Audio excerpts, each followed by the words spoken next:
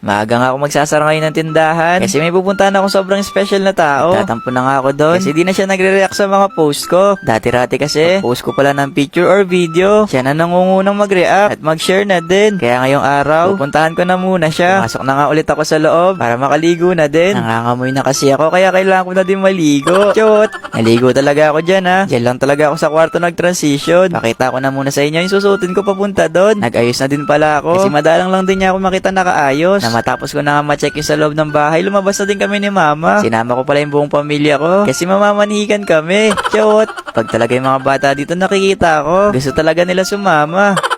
Bago nga namin siya puntahan, pumunta na nga muna kami ni Papa sa San Fernando para makabili na ng bulaklak. Di naman dati mahilig sa bulaklak yon, pero ngayon ibibili ko muna siya ng bulaklak. Ang ganda nga ng design ng nasa taas, kaya tinanong ko kay ate kung magkano yung bulaklak. Sabi nga ni Kuyang nakapula, nanonood daw siya ng vlog. Tinanong ko nga dyan kay ate kung maganda ba yung design na napili ko. Kaso pili pa daw kami ng iba. Naghanap nga ako dyan, eto nga yung nakita ko. Kasi naman patay na patay ako sa'yo. Charot! May tumawag pala sa akin dyan na charot. Gusto daw niya magpa-picture. Nahihiya pa nga sila nung una. Sabi ko naman sa kanila, di naman ako nangangagat. Labasan nga ngayon ng mga estudyante, kaya tuloy na miss kong mag-aral. Kahit di naman talaga ako nag-aaral ng maayos nun. Chot! Ang bait nga ni kuya. Binigyan niya ako ng previous na bulaklak. Kaya pagkatapos kong makabili ng bulaklak, paalam na din ako sa mga estudyante. Kapag pala lagi akong dumadaan dito sa San Fernando, laging naka-smile sa akin si ate. Kaya sa kanya ko na lang din binigay yung previous na bulaklak na binigay kanina sa akin. Binilisan ko na nga lang dyan yung paglalakad. Kasi kanina pa kami hindi bumabalik. Kailangan pa kasi namin bumili ng pagkain. Pagdating nga namin dito, yung aso ni ate nang lalaban. Kaya social distancing muna kami. Baka kasi bigla akong makagat. Hindi na namin siya mapuntahan. Pumasok na nga din pala kami sa loob ni ate para makapag-order na. Pagdating nga namin sa counter, halos yung mga cashier nanonood daw sila ng vlog ko. Bawal nga sila mag-cellphone, kaya sasama ko na lang sila sa vlog. Lalo nga ako natuwa dyan kasi halos magkakulay pa yung mga damit namin.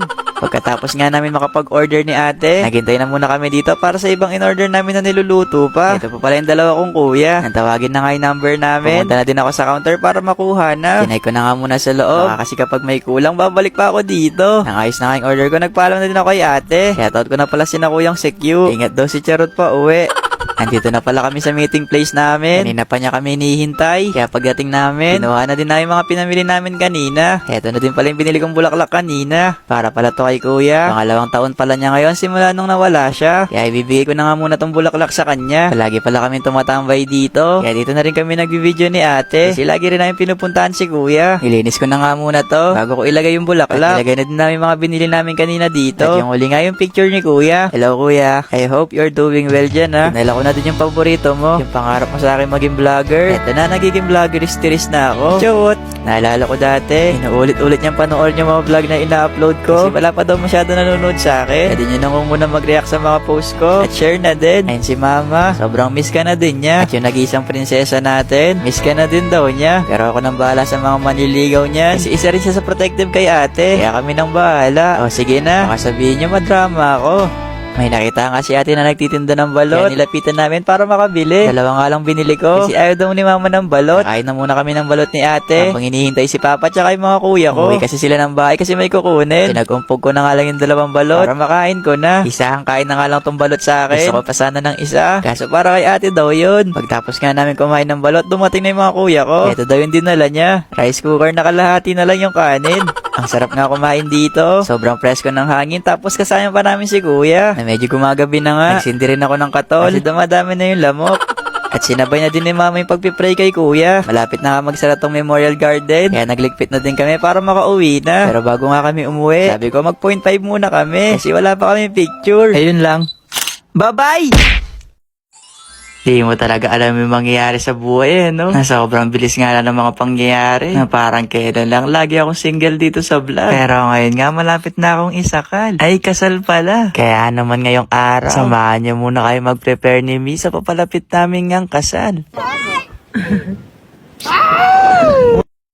Ngayong araw na nga yung prenup shoot namin ni Mi. Na alam nyo mga guys, dapat secret lang talaga to. Pero nasa baybayin nyo kay love story namin. Kaya isasama ko na din kayo sa journey namin. Na actually biglaan lang talaga to. Na di nga namin expect na mangyayari to kaagad. Na doon nga kami sa taas ng bundok magpipicture mamaya. Kasi dyan niya ako sinagot noon. Dahil maganda kasi yung view dito sa Lakas sa Mamerta. Na dito nga lang sa Pampanga sa may Magala. Na eto nga si Mi, sinisimulan na rin siyang ayusan. Na umaba nga yung buhok niya dito. Kaya nilapitan ko mga guys. Kasi baka ibang babae napuntahan ko no. Mahirap na baka sa iba ikasal. Pero ang ganda nga ng future ko ngayon. Na-excited na ako. Na ilang minuto nga lang din mga guys, dumating na sa Sir Ro. Ang designer nga ng damit namin dito sa photoshoot. Na dalawang layout nga kami ngayon mga guys. Kaya pagkatapos nga maayusan ni Mi, ako naman ngayon sunod na aayusan. Na mabilis lang din ako ayusan. Na yung matagal nga lang ayusan sa akin mga guys yung buhok. Lalo na di pa nga tayo nakakapagpagupit. Sabi ko nga sa nag-aayos sa akin, gusto ko ngayon may bangs dito. Siguro nasa 186 ngayon nakahulog na buhok. At nakuha naman mga guys. Kaya pa-fast forward ko na to ha. Eto na pala yung first look ko. Nanako na nga mag-shoot dito si Mi. Ayan, suot nga namin dito. Panglamig, para bang nasa Korea. Lamig na lamig. Kahit sobrang init ngayon sa Pilipinas. Ang lamig nga dito sa Pilipinas. Kailangan nagyakap soon. Marami nga nagulat sa inyo dyan. Yung iba hindi pa naniniwala. May nabasa ba nga ako nag-comment na natulog lang daw siya na magkaibigan kami. Pagising niya, ikakasal na si Mi at D. Kaya naman abangan nyo na lang siguro mga guys kung ano yung mangyayari. Basta gusto ko lang pasalamatan yung team na tumulong sa amin para maging successful nga tong prenup namin ni Mi. Nasa mga oras nga na to, medyo kinakabahan na kami. Kasi parang hindi maganda nga yung araw ngayon na medyo kumukulog na. Na para bang anumang oras bubuhos na yung ulan. Pero wala na nga kayong pakialam sa panahon. Ang importante, mahalaga nagmamahalan kami dito. Mukhang tutol yata yung panahon sa pagpapakasal namin mga guys. Kasi bumuwas na kayo napakalakas na ulan. Na ilang araw na nga sobrang init. Bakit kayo pa talaga umulan?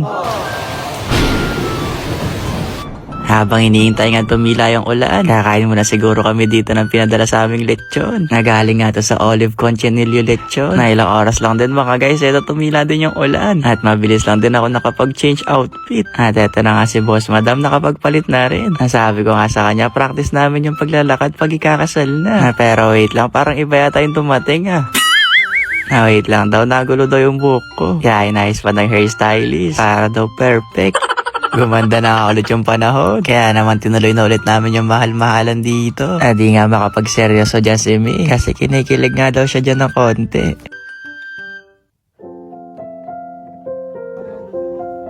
And want to go hugging.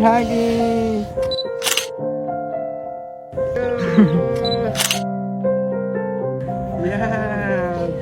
And hawak sa pisngi ni Prince. Nice one. Lumaki na kayong pisngi ko kakatawa dito. Na para bang nasa fairy tale kami dito. Kaya sana nagustuhan niya naman tong prenup shoot namin. Na no more challenge na. Kasi dito rin tayo papunta.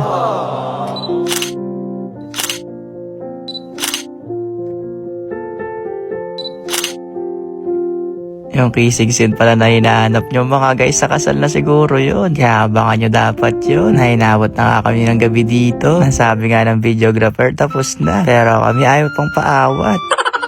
Basta ayun lang. Bye-bye! Simula pala nung binalik ko na yung computer shop, ngayon pa lang ulit ako makakapag-coins out. Sobrang bigat na nga niya. At grabe, punong-puno na ako ng pagmamahal sa'yo. Chawat, napuno na nga yung mga coin slot mga guys. Kaya ngayong araw nga, samahan niyo muna ulit ako magbilang. Kasi sobrang daming barya neto.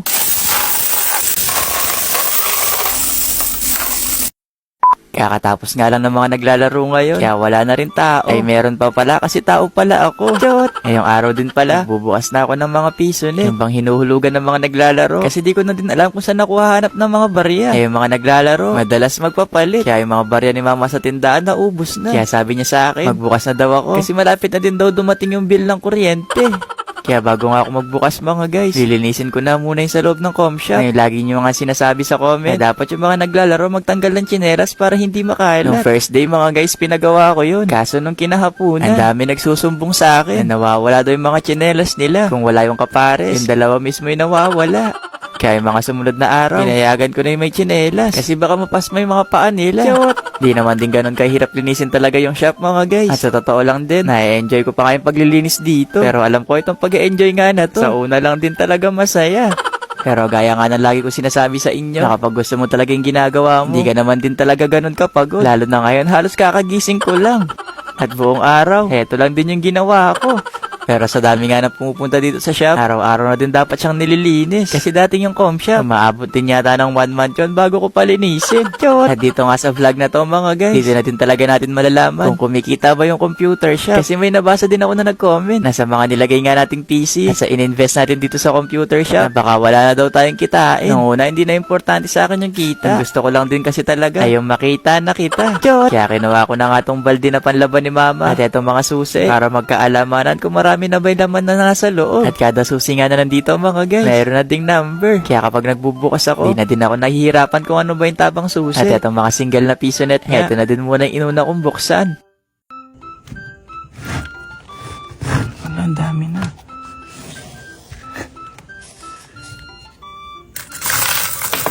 Ay, grabe guys. Isang PC pa lang to tapos single lang.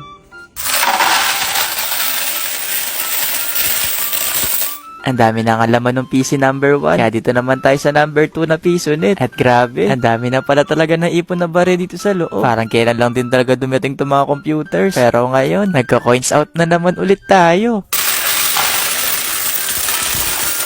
Sinunod ko na nga itong double na piso net. Sobra din talaga ako nagtagal dito. Kaya itong isang piso net nga na to mga guys. 2 computers yung kaya niyang pagganahin. Kaya panigurado, sobrang dami na ng barya dito. Grabe mga guys. Di ko talaga expect na mapupuno to ng ganito kabilis. Kaya pala naubos lahat ng mga barya ni mama. Andito na lahat sa piso net. Pero kahit piso net nga to mga guys, mas upgraded na siya ngayon. Kasi hindi lang din talaga piso, luma o bago. Pati din yung 20 pesos coin, pwede na rin siyang ihulog dito. Basta wag mo lang ihulog dito yung mga peking barya. Pero yung iba pa naman dito mga guys, halos kalahati pa lang din naman. Pero pwede na. Kasi sobrang dami na rin neto.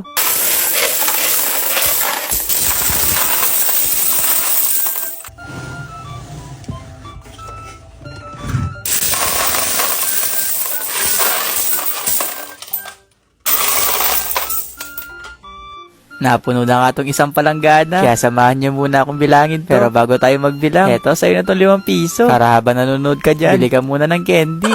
Nagpatulong na din pala ako sa mga kasama ko dito. Kasi kung kami lang ni ate magbibilang dito, panigurado yung likod ko matatanggal na. At ilang araw lang din, baka maging manananggal na din kami. Chot! Kahit kasi nakikita nyo lang ng isang palanggana yan, pero yung pagbibilang namin dyan, umaabot talaga ng oras. Katulad nga nito, halos nasa 20 minutes na yata kami nagbibilang. Pero ganito pa lang din yung nabibilang namin. Pero baka sa susunod nga na araw, bibili na din ako ng machine yung ba nagbibilang ng barya. Para kahit papaano, mabawasan din yung trabaho namin dito. Matagal ko nang gustong bilhin yun. Kaso inuuna ko lang yung luho ko. Chot! Nakakangalay talaga magbilang ng barya. Pero sabi ko sa mga kasama ko, magambagan na tayo para makabili na tayo ng pagbibilang ng barya. Chot! Warm up muna pala ako dito. Kasi oras na din na nagbibilang kami. At halos nakakalahati pa lang namin tong palanggana. Pero bumalik na ulit ako sa pagbibilang. Kasi sa mga oras nga na yan, medyo inaantok na din talaga kami. Kaya kailangan matapos din namin ngayong gabi tong pagbibilang.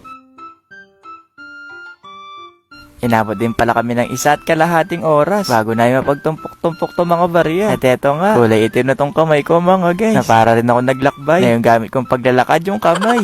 Oh, may hula na ba kayo dyan mga guys kung magkano to? At yung makakahula nga sa inyo, bibigyan ko ng 1 tumpok na barya. Para meron kang pambiling midnight snack dyan habang nanonood ng vlog. Chot! Eto nga lang din talaga yung pagod kapag meron kang computer shop. O yung piso net. Pero ayos na yung pagod. Basta kung pera naman din yung binibilang. O sa mga nangangailangan ng barya dyan, pwede na siguro kayo magpapalit sa akin.